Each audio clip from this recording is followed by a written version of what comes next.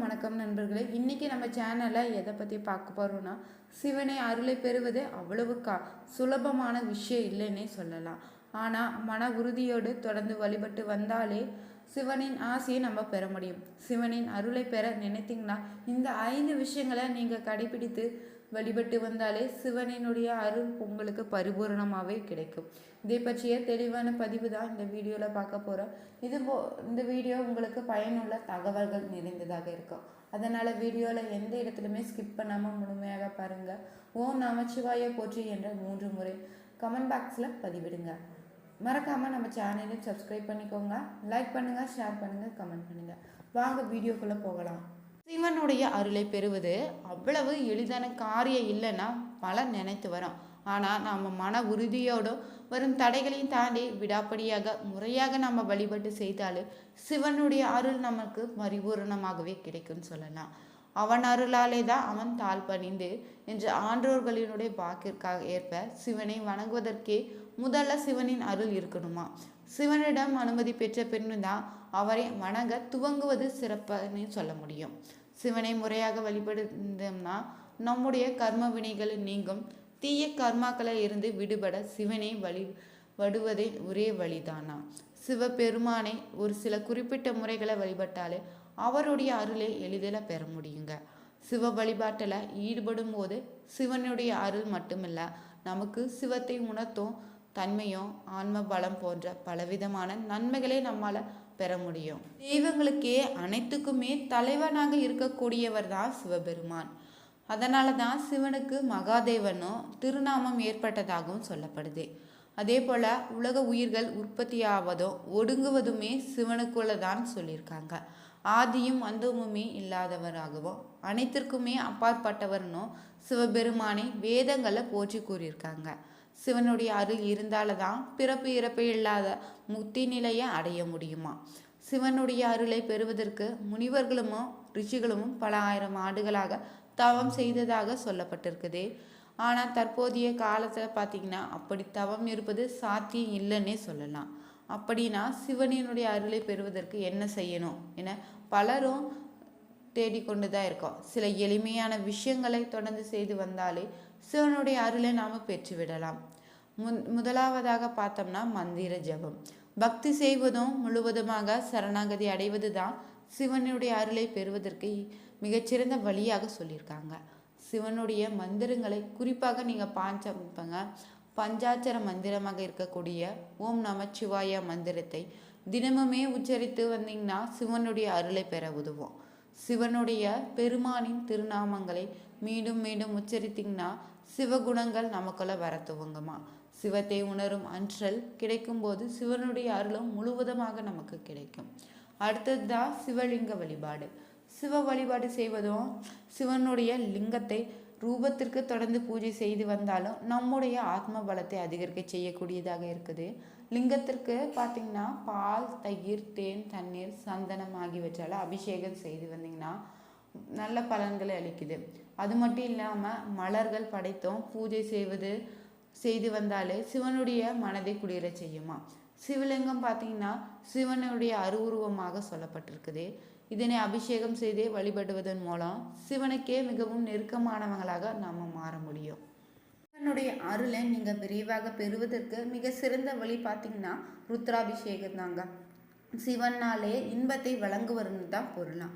காதல், திருமணம், மகிழ்ச்சி, செல்வம், சக்தி, ஞானம் போன்றவற்றை வழங்குபவராக தான் சிவபெருமான் இருக்கிறாரு. எளிதன மனமகிழ்ந்தும் பக்தர்களுக்கு அருள் செய்து வராரு. அவர்களுக்கு வேண்டிய வரங்களை தரக்கூடியவர் தான் சிவபெருமானுமே. ருத்ராபிஷேகம் பார்த்திங்கன்னா சிவனை மகிழ்விக்க செய்யப்படும் ஒரு மிக முக்கியமான பூஜையில் ஒன்றுனே சொல்லலாம். சிவனுக்கு விருப்பமான மிக நீண்ட சடங்கும் ருத்ராபிஷேகம்தான். ருத்ராபிஷேகம் செய்வதும் அந்த யாகத்தில் கலந்து கொள்வது வாழ்வில் உள்ள அனைத்து பிரச்சனைகளையும் தீர்க்க வழியை அருளக்கூடியதாக இருக்குதுங்க. அடுத்தது பார்த்திங்கன்னா சிவலிங்க அபிஷேகம் தான். சிவனுக்கு அபிஷேக பிரியன்னு சொல்லுவாங்க. பலவிதமான பொருட்களால் அவருக்கு அபிஷேகம் செய்து வந்தீங்கன்னா அவரை குளிர்ப்பது அவருக்கு மிகவும் விருப்பமான ஒன்று தான். பால், தேன், மஞ்சள், சுத்தமான தண்ணீர் கொண்டு அபிஷேகம் செய்து வந்தீங்கன்னா வில்வத்தால் அர்ச்சிப்பதும் சிவனுடைய அருளை பெற்று தரக்கூடியதாக இருக்குது. கங்கை நீரால சிவனுக்கு அபிஷேகம் செய்வது மிகவும் சிறப்பு வாய்ந்ததாக சொல்லியிருக்காங்க. சிவனை வழிபடுவது மட்டும் இல்லைங்க, ருத்ராட்சம் அணிவதும் சிவனுடைய அம்சமாக கருதப்படுது. இதை அணிவதால் வந்த அழிவில்லாத பலன்களை நம்மால் பெற முடியும். ருத்ராஜம் பார்த்தோம்னா மனித குலத்திற்கோ ஈசன் அளித்த அருட்கொடையினே சொல்லலாம். ருத்ரம், ஆஷம் என்ற சம்ஸ்கிருத சொற்கள் இணைந்துதான் ருத்ராட்சன்னு சொல்லப்படுது. சிவனை கண்ணீரால இருந்து தோன்றிய ருத்ராட்சத்தை அணிந்து கொள்வதனாலே சிவனுடைய அருள் நமக்கு பரிபூரணமாக கிடைக்கும். சரியான முறைகளை பின்பற்றி ருத்ராட்சை அணியும் போதுதான் அதன் பலன்களை நம்ம பல மடங்கு பெற முடியும். இவர்களுடைய முதன்மை தெய்வமாக இருக்கக்கூடியவர் தான் இந்த சிவபெருமானம். உலகை படைத்ததாக சொல்லப்படுறாரு. சிவன் அளிக்கும் கடவுளாக இருப்பதாலும் இவரை வழிபடுவது பலரும் கிடையாதுன்னு சொல்லலாங்க. ஆனால் அவரை பார்த்தீங்கன்னா தீமைகளையும் பாவங்களை அழித்து பக்தர்களை துன்பங்களில் இருந்து காத்து முக்தி என்னும் பிறவாதி நிலையை தரக்கூடியவர் தான். இதை பல பேருக்கு தெரியாதுன்னே சொல்லலாம். சிவ வழிபாட்டிற்கு பயன்படுத்தும் மந்திரங்களும் பூக்களுமே சிவ அபிஷேகத்திற்கு பயன்படுத்தக்கூடிய பொருட்கள், சிவ விரதம் என ஒவ்வொன்றுக்குமே ஒவ்வொரு பலன் இருப்பதை போலதான் சிவன் கோவிலுக்கு வழிபடும் நேரத்திற்குமோ கிழமைக்குமே ஒவ்வொரு பலன் இருக்குதான். இதில் எந்த நாளில் நீங்கள் சென்று சிவனை எந்த நேரத்தில் வழிபடணும் இனி தெரிஞ்சுக்கலாம். கோவிலுக்கு செல்வதற்கு முன்னாடி இறை வழிபாடு செய்வதற்கோ இறைவனை தியானம் செய்வதற்குமே இறைவனுடைய நாமங்களை சொல்லுவதற்கு நேரம்தான் காலம் கிடையாதுன்னு சொல்லுவாங்க. ஆனால் நாம் செல்லும் நேரமும் காலம், திதி, நட்சத்திரம் ஆகியவற்றை பொறுத்து தான் நமக்கு கிடைக்கக்கூடிய பலன்களும் வேறுபடுதுன்னு சாஸ்திரங்களில் சொல்லியிருக்காங்களாம். அப்படிதான் சிவன் கோவிலுக்கு எந்த நேரத்தில் வழிபட்டால் எந்த நேரத்தில் தியானம் செய்தால என்ன பலன் கிடைக்கும்னு தெரிஞ்சுக்க போகிறோம். திங்கட்கிழமையில வரும் அமாவாசை என்று ராகு காலத்தில் சிவபெருமானை தரிசனம் செய்து வந்தீங்கன்னா மன வியாதிகளும் குழப்பமான சூழ்நிலையை மாறிவிடும்.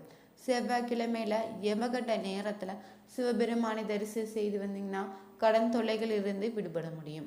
புதன்கிழமைகளை சிவபெருமானை முதல் தரிசனம் செய்யவோ இல்லைன்னா அபிஷேகம் செய்ய தொழிலையும் வேலையிலும் வளர்ச்சி ஏற்படும், உயர் பதவிகள் கிடைக்கும். வியாழக்கிழமைகளை இரவு கடைசி தரிசனமாக செய்து வந்தீங்கன்னா இனியில்லா செல்வம் கிடைக்கும். வெள்ளிக்கிழமைகளை பௌர்ணமியில சேரும் காலத்துல மாலை நேரமாகிய 4:30 முதல் 6 மணிக்குள்ள சிவபெருமானை தரிசனம் செய்து வந்தீங்கன்னா மகாலட்சுமியினுடைய அருள் உங்களுக்கு பரிபூரணமாக கிடைக்கும். சனிக்கிழமை ராகு கால நேரத்துல சிவபெருமானை தரிசித்து செய்தால் கர்ம வினைகள் கலைந்து விடுவதாக சொல்லப்படுது. இறுதியாக வரக்கூடிய ஞாயிற்றுக்கிழமையில ராகு காலத்துல சிவபெருமானை தரிசனம் செய்தீங்கன்னாவே எதிரிகளால் ஏற்படும் துன்பங்கள் விலகிவிடும், தைரியமும் ஏற்படும். இவைகளை விட பார்த்தீங்கன்னா மிக முக்கியமாக பார்த்தீங்கன்னா லிங்கோத்பவ காலத்தில் நீங்கள் சிவபெருமானை தரிசனம் செய்தாலே பிறவா நிலையினை அடையலாமாங்க. திரியோத திசையோ சதுர்த்தி திசையோ சந்திக்கும் காலத்தை தான் லிங்கோத்பவன் காலன்னு சொல்லுவாங்க. அதாவது பார்த்தீங்கன்னா அமாவாசையும் பௌர்ணமி தொடங்கி 13வது நாள் முடிந்து 14வது நாள் தொடங்கும் காலம்தான். தமிழில் சதுர்த்தசி என்பதை சிவராத்திரின்னு சொல்லுவாங்க. ஒவ்வொரு வளர்பிறை அன்றுமே தேய்பிறை அன்றும் வரும். லிங்கோத்பவ காலம் எப்பொழுதும் பார்த்தீங்கன்னா தோன்றும் என்று எந்த பஞ்சகத்திலையும் குறிப்பிடலைங்க. லிங்கோத்பவ கால வேளையில தான் சிவலிங்க தரிசனம் செய்தாலே சிவபெருமானின் அந்த வேளையில அடையலாம். லிங்கோத்பவ காலம் பார்த்தீங்கன்னா மாசி மாதத்துல தான் மகா சிவராத்திரி அன்று இரவு முழுவதும் இருக்குதான். மகா சிவராத்திரி அன்று மட்டும் உயிர்கள் அனைத்துமே இரவு முழுவதும் கண் விழித்து பெருமானை வழிபட்டாலே சிவனுடைய செல்லலான்னு சொல்லப்பட்டிருக்குது. லிங்கோத்பவ வேலையில லிங்க வடிவமாக இருக்கின்ற சிவனை தரிசனம் செய்த முடியல விட்டாலும் நம்முடைய மனதாலேயே எண்ணத்தாலையும் வாக்கிலும் கீழ்கண்ட அஷ்ட சிம்மாசன நாமம் சொல்லலாம். இவற்றை சொல்லுவதாலோ சிவனுடைய அருளை நாம பரிபூரணமாக பெற முடியும். ஸ்ரீ பவாய நம, ஸ்ரீ சர்வாய நம, ஸ்ரீ ருத்ராய நம, ஸ்ரீ பசுவ தேவாய நம, ஸ்ரீ உக்ராய நம, ஸ்ரீ மகாதேவாய நம, ஸ்ரீ பிம்மாய நம, ஸ்ரீ ஈசானிய நம. இவைகளை நீங்கள் சொல்ல முடியலனாலும் ஸ்ரீ நமச்சிவாய நம என்ற எளிமையான பஞ்சாத்திர மந்திரத்தை சொல்லலாம். இதுவும் சொல்ல முடியலைனாலும் சிவாய வாசி என சொல்லுங்க. அதுவும் சொல்ல முடியலனாலும் ஓம் நமச்சிவாய ஓம் என்று சொல்ல சிவனை கதி அடையலாம். பெருமானை அடைவதற்கு பார்த்தீங்கன்னா சரணாகதி ஒன்றே வழின்னு சொல்லலாம். அவரை சரணடைவதாலே வாழ்வில் எல்லா நலங்களும் வளங்களும் வென்று இன்புற்று வாழ முடியும். சிவபெருமானை வழிபடுவதற்கு நிறைய சாஸ்திரங்கள் இருக்குது. சிவாலயங்களை வழிபடுவதற்கான முறைகளும் இருக்குது. அதை பற்றி நாம் தெரிஞ்சுக்கொண்டோம். இந்த வீடியோ உங்களுக்கு பிடிச்சிருந்தா லைக் பண்ணுங்கள், ஷேர் பண்ணுங்கள், கமெண்ட் பண்ணுங்கள். மறக்காமல் நம்ம சேனலையும் சப்ஸ்கிரைப் பண்ணிக்கோங்க. Thank you viewers.